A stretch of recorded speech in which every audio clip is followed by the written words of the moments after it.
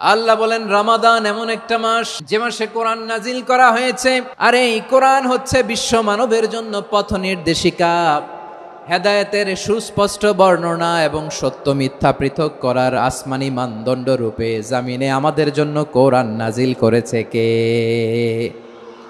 আওয়াজ করে বলেন তো, আল্লাহর নাজিল করা এই কোরআনে কোনো ভুল আছে?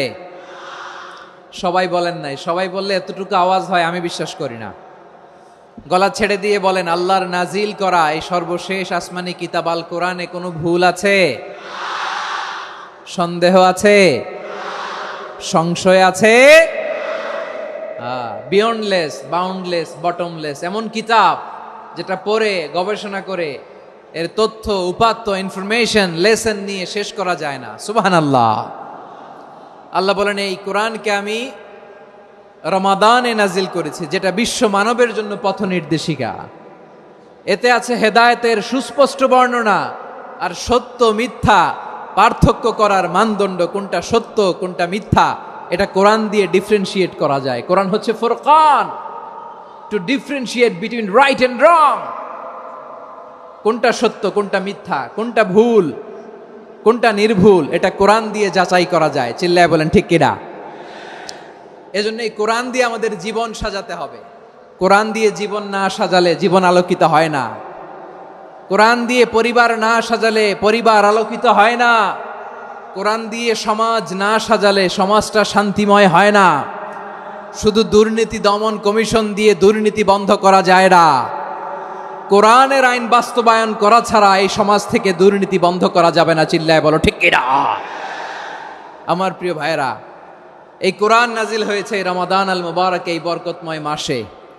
তাই আমাদের উচিত এই মাসে আসন্ন যে রমাদান আল মুবারক, এই রমাদানে কোরআনের সাথে নিজেদের সম্পর্ককে বাড়ানো।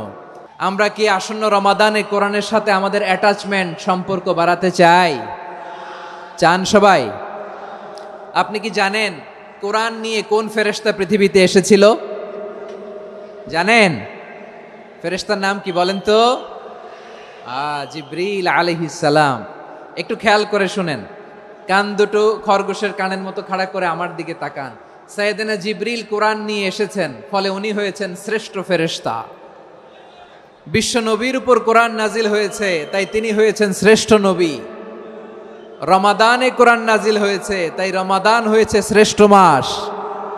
কদরের রাতে কোরআন নাজিল হয়েছে, তাই কদর হয়েছে শ্রেষ্ঠ রাত। আমরাও যদি কোরআনের সাথে সম্পর্ক বাড়াই, আমাদের মর্যাদাও এরকম, আমাদেরকেও শ্রেষ্ঠ মানুষ বানায় দিবে কে? এজন্য কোরআনের সাথে সম্পর্ক বাড়াইতে রাজি আছেন তো? যারাই কোরআনের সাথে সম্পর্ক বাড়ায় এদের মর্যাদা বাড়ায় দেয় কে? দেখবেন আমাদের হাফেজে কোরআন, তারা ইন্টারন্যাশনাল কোরআন কম্পিটিশনে যে গোটা বিশ্বকে পেছনে ফেলে প্রথম পুরস্কার নিয়ে আসে।